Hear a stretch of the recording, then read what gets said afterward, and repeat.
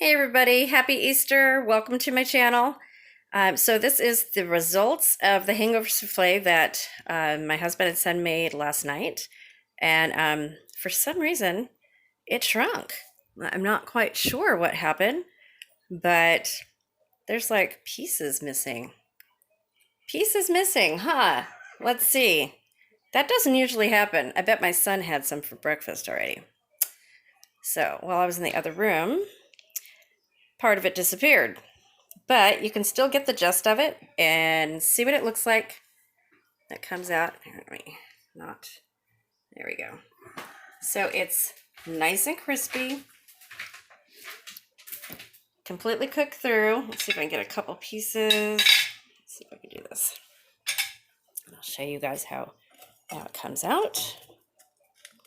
Now usually we eat, well, I'll do 3 pieces. Usually we have about 3 pieces each. And then after we eat, we go back for more. So this pan won't last. As you can see, there's like 9 pieces missing already, and I haven't even had any. So let's put this right here on the pan or on the plate. There you go. See, it's nice and firm, and there you go. That's what it looks like, and it is delicious. Delicious. Try this recipe. If you have all the ingredients, it's really easy to make, as you guys saw last night.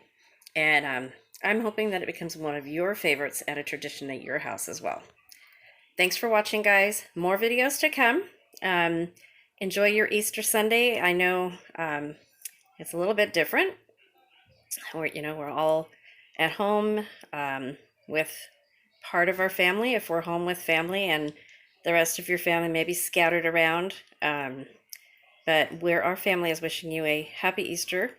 Be safe, be healthy, and we will see you soon. Thanks for watching, guys. Bye.